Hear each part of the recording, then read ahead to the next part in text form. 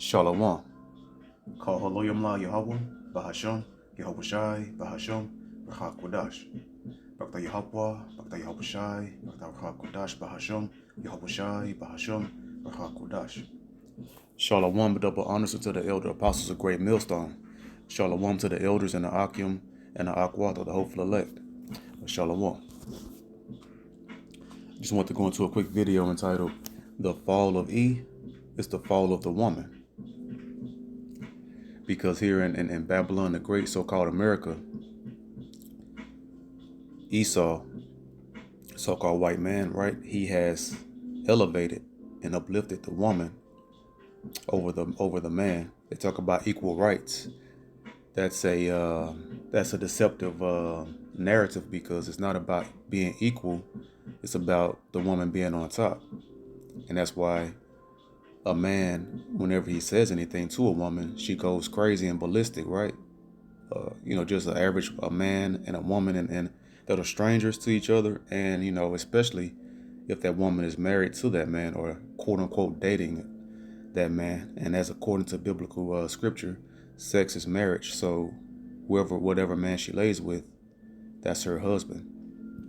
So this society is about propping up the woman over the man, and this place is this is Babylon the Great. So it has the ancient spirit of Babylon, and what is Babylon's main,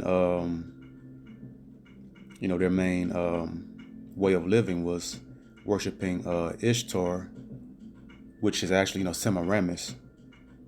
That's that Queen of Heaven worship spirit here. That's what that Statue of Liberty represents. And when you watch those movies, the opening intro, the Columbia pictures with that woman with the light candlestick in the beginning of the movie, opening credits, that's the representation of Semiramis as well. So it's no surprise that when you look at that and understand that, then you see why the woman can quote unquote do no wrong here, right? And why she's giving every liberty to be a belligerent, to have all the power and do whatever she wants, and have the accountability of a 3-year-old, right? So, because Esau, he has turned everything upside down, and actually I'll go ahead and get that. That was not planned, but that's in the spirit there. So we'll get Isaiah 29:16. Surely your turning of things upside down shall be esteemed as the potter's clay. So Esau, Edom, this society is the clay, and the potter is Esau, Edom, so-called white man that rules this clay of Babylon, right? And so when you look at society, everything is upside down on its head. The natural order of and structure of man, woman, and child is all out of control. So it says, "For shall the work say of him that made it, he made me not." So everyone in this society, it's like everyone in this society cannot say that they have not been molded and created by Esau, because you have beta male simp men, effeminate, emotional men that pander and cater to these women. And when a real man of the Lord, in the name of Yahweh Shai, stand up and speak against it, and even any average man that's tired of these women as well, these weak Captain Save a Ho men, these weak men, they defend these women and stand up and defend these wicked women. So, for shall the work say of him that made it, he made me not, or shall the thing framed say of him that framed it, he had no understanding. So this society cannot say that they have not been molded by Satan and Esau, Edom, because this is the natural order, and this is summed up in this verse right here, Genesis 3:16.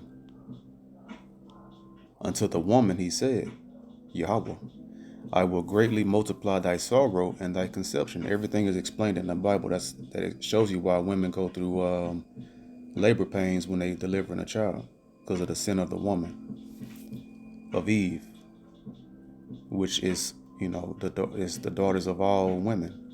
the mother of all women. It says, "In sorrow shalt thou shalt bring forth children, and thy desire shall be to thy husband, and he shall rule over thee."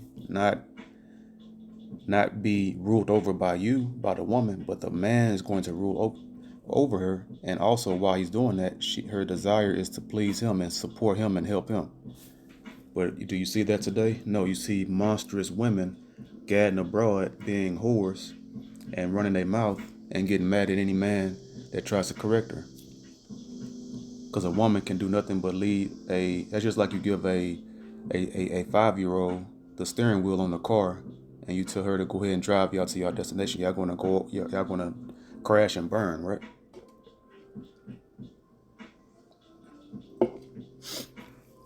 That's exactly what this relationship is. Excuse me, Slocky. That's what the relationship of a man and woman is today. The marriage, say that's the vehicle, and then they put a 5-year-old in the behind the wheel and say, go ahead and drive us safely and guide us throughout this path that we're going down in this marriage. And then boom, it's gonna for sure end in the crash, right? That's why divorce is at an all-time high. They they get married and then end up in the courthouse in the divorce courts the same day because of these crazy psychotic women that's been taught by who? The serpent, the so-called white man. So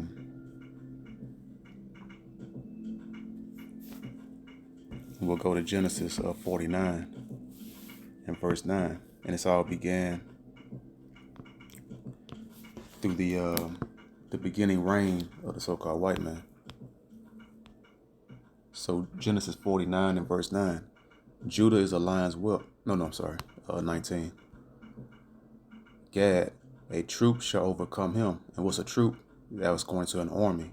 And Gad is the so-called Native American, the North American Native American Indian. Gad, a troop shall overcome him. That was what the so-called white man called manifest destiny when he overcame the so-called Indians, right? But manifest destiny has a part 2, and it's mentioned right here. But he shall overcome at the last, and that's manifest destiny part 2. The Native American Indian, and chiefly, and also the all Israel overcoming the Edomites. So Gad was overcome. And this is a specific prophecy in the beginning by Jacob when he gave the prophecies to all his 12 tribes, his 12 sons, and he told them what their future prophecies was going to unfold to every tribe. And so the tribe of Gad, we know what happened with the Native American Indians. They were overcome by the Pilgrims. That's that troop. And when they were overcome, that was the beginning, because that was the beginning of the things turned upside down as far as the natural women, because then he started attacking. He bound up the strong man, which is the man, right? And then he attacked the woman and told her that she's equal. The feminist movement, and I call them feminist supremacists. I said, because I've said there's nothing worse. The only thing worse than, the next thing worse to a Edomite supremacist, so-called white supremacist, is a feminist supremacist, because they go hand in hand here. They're tag team partners on the Israelite man here in Babylon. He's made our women our chief enemy and attack dog. So going to First Maccabees chapter 1 and verse 1, we start there. And it happened. And what's that? The prophecy of Esau Edom coming into power. After that, Alexander, son of Philip, and that's Alexander the so-called Great, who's known in history as Alexander the Great, the Macedonian. They were Macedonians before they became Greeks, who came out of the land of Chittim, had smitten Darius, king of the Persians and Medes, that he reigned in his stead the first over Greece. So that lets you know that's the kingdom of the Greeks, the so-called white people, the Edomites. And we'll drop down to verse 7. So Alexander reigned 12 years and then died, because he died in the midst of his reign when he had conquered all that land very swiftly. And that's a prophecy in Daniel chapter 8 of Alexander. And then verse 9. So when he died, he had his four top generals that was closest to him, his kingdom, all his land he conquered. His Greek kingdom got divided up into four generals, his four closest generals that he was close with. Verse 9. And after his death, they all, well, let's read verse 8. And his servants bear rule every one in his place, his top four generals. And verse 9. And after his death, after Alexander's death, they all put crowns upon themselves. So did their sons after them many years, because then it became a rulership of kings. I mean, it was like, those generals, then their descendants, every general that took over those parts of lands, the Ptolemy dynasty, the Seleucid Empire, and there's two others I can't remember, but I have to brush up on that, but that's not the point here. But then when they took over those four different, they had four different quadrants, and those men, their sons ruled, they had the kingship line, after that. And then Rome came and changed it all by having elected men instead of having, a bloodline, son after son taking over. It became political, where they were electing. And that's why the fourth beast was different from all the others, because no kings ruled. I mean, no nation, they didn't have just one bloodline ruling over them. They elected now. It could be this bloodline, then another bloodline, and so forth and so on, like they do today in the presidential elections. This is why this is Rome, the Roman Empire reborn, but in America. But anyways, it's another topic. So getting back to this topic. And after his death, they all put crowns upon themselves. So did their sons after them many years. And evils were multiplied in the earth, and that's what I want to get into, that point there. Then the evils were multiplied. So when Esau Edom get into power, evils are multiplied in the earth. The heathen are already evil, but the Edomites are the head of that wickedness, the top evil heathen nation on the earth. And one of those evils later on became what? Women being on top of men. So going to 2 Thessalonians.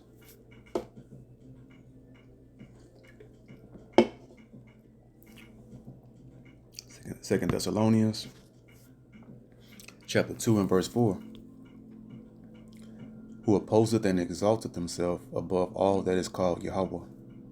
And how they do that? The Roman Catholicism. Because that Catholic priest, the Pope, he wears that hat, that fish hat on his head, and that's going back to Dagon, the false god Dagon, and I believe it's the Philistines, false god that they worship. And then Dagon is a false god that's a depiction as a Philistine version of Nimrod. So the Roman Catholicism, that they're exalting themselves above the Most High, or that is worshipped, so that he as God sitteth in the temple of God, showing himself that he is God. And that's the Roman Catholicism. And then all the false religions of Christianity and Presbyterian and so forth and so on, came from that. And the most diabolical one that's destroyed, so-called blacks, is that Christianity. So from there we'll go to Jeremiah, and once he got that, they came up with philosophies of what woman thou art loosed. That's where that came from. When they got in power and took that, tried to have the monopoly on righteousness, and then they uplifted the woman, said she's loose from her man and wickedness, right? Verse 31, chapter Salakia, going too fast, getting excited. Jeremiah 31 and 22. How long wilt thou go about, O thou backsliding daughter? For the Lord Yahweh, Bahasham Yahushai, hath created a new thing in the earth.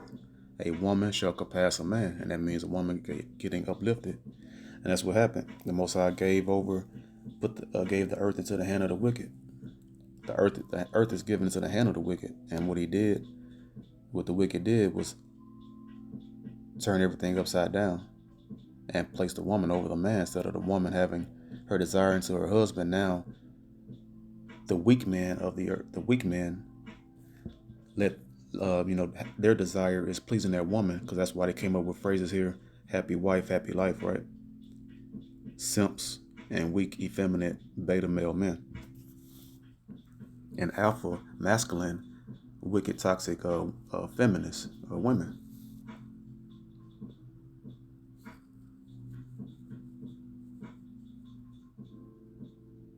So from there we'll go to Second Ezra, chapter 5,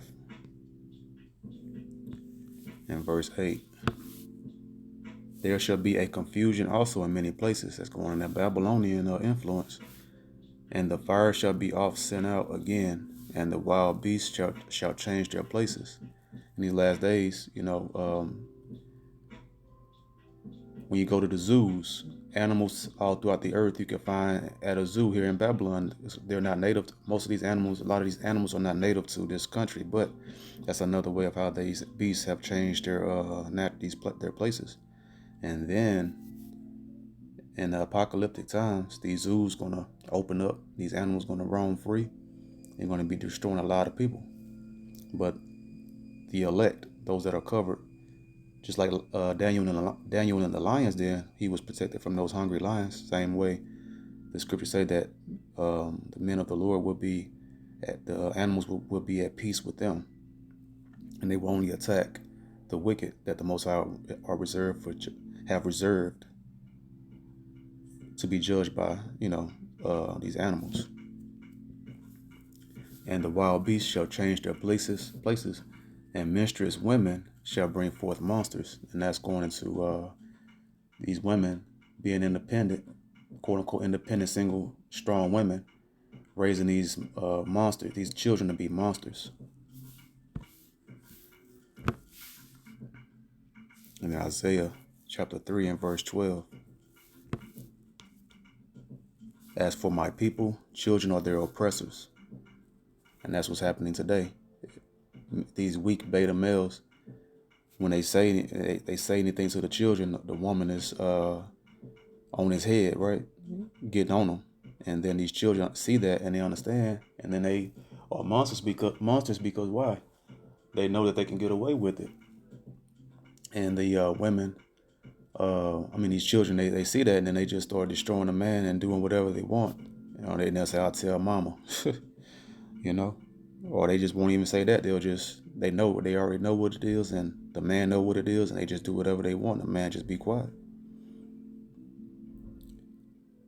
O my people, that they which lead thee cause thee to err, and who's leading us now? Esau Edom, the so-called white man, and destroy the way of thy paths. And the paths is what? The head of the Messiah. Let's go ahead and just get that real quick. It's I think it is, not I think, but it is 1 Corinthians 11 and verse 3. But I will have you know that the head of every man is Mashiach. That means anointed. And the head of the woman is the man. Not the man, not the head of the man is the woman. The head of the woman is the man. And the head of Mashiach is Yahweh. So, and the woman is the head of the children. She's supposed to her desires into her husband and follow her husband, the man, and then he teaches her up properly, righteously, right, spiritually, which is of the law, and then she passes it down to the children. But nope, it's the opposite way, and we see that a woman cannot lead spiritually because everything is destroyed and monstrous when she's leading. She has shown that the proof is in the pudding, right? She's shown that she cannot. Her track record proves that she cannot lead, but can't lead to order and decency, but lead to destruction and chaos, because she has the spirit of her true man, which is a so-called white man, Esau Edom. So from there we'll go to Isaiah 25 and verse 7.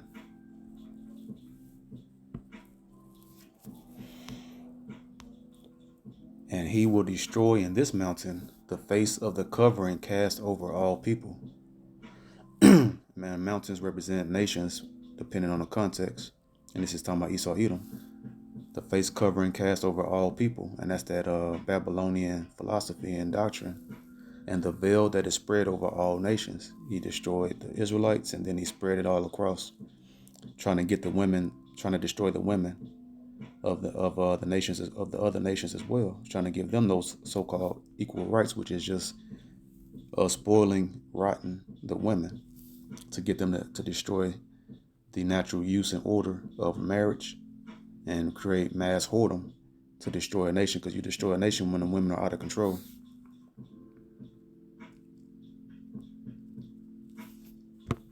Because there's no structure and order, and everything is going to go to complete destruction. Revelations 18:3, for all nations have drunk of the wine of the wrath of her fornication. And that's the feminist movement and, vain philosophies and white Jesus. And then spreading those alphabet people, the nasty people, the rainbow. And the kings of the earth have committed fornication with her, and they all doing it because they want to get that quote unquote bag with America, capitalizing off their slaves, who are the Israelites, so-called Blacks, Latinos, Native American Indians, who are in the ghettos, the barrios, and on the reservations, the so-called Indian reservations. And the merchants of the earth are waxed rich through the abundance of her delicacies. To show you that these other nations and Esau, they're all carnal. They're all about money. It's all about getting rich, but their riches are going to their riches are cancerous, and ultimately it has holes in it as well, because it's all about to be blown away with thermonuclear missiles and the chariot laser beam fire. And the merchants, the heathen, have waxed rich through the abundance of her delicacies. Who was that? Her? Babylon the Great, the whore. And why? And what's her delicacies? Chiefly, their number one commodity and product are the Israelites, their slaves, for a season. And then going to 2 Thessalonians chapter 2 and verse 3. Let no man deceive you by any means. And who's the deceiver? The chief deceiver? Esau Edom, so-called white man. For that day shall not come. What day? The deliverance, the return of Yahushua, and the deliverance and destruction. Except there come a falling away first. And what is falling away is the Israelites. We fell away from our nationality, and then we were all destroyed by that covering cast over all nations, and including the Israelites, making us think that we're African American, we're Negro, we're black, we're colored, and all these different names, bywords and proverbs. Spit, spick, wetback, all of these different proverbs and bywords. That's the curse of Deuteronomy chapter 28. And that man of sin be revealed. And who's that man of sin? Esau Edom. We fell away from our heritage, and then the man of sin put that covering cast over all the nations, and falsely indoctrinated everyone over that 2,000-year period from around the time of 70 AD. And then that process of time, and then he went into the Rome fell around 300 AD. For 1,000 years as prophesied. That 1,000 years shut up in that bottomless pit of Europe in the caves, came out, Renaissance, rebirth, deceived the nations for a season. And that's in America Babylonian period right now. And now he's being revealed. And as he's being revealed, the woman is being revealed as well. The son of perdition, the son of destruction and sin.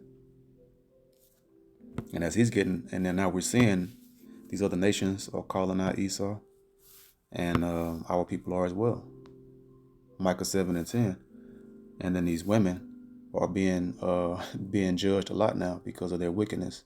And men are starting to finally wake up and see that these women are not good. They're all pure wicked.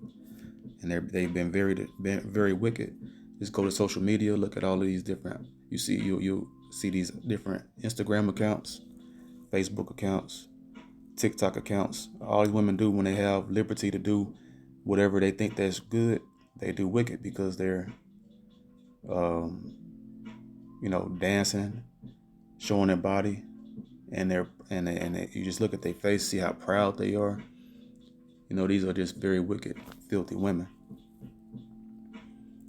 It says, verse 10, then she that is mine enemy shall see it, and shame shall cover her, which said unto me, where is the Lord Yahweh thy power? Because they don't believe in the Most High. They're wicked, and they gather abroad and just be whores.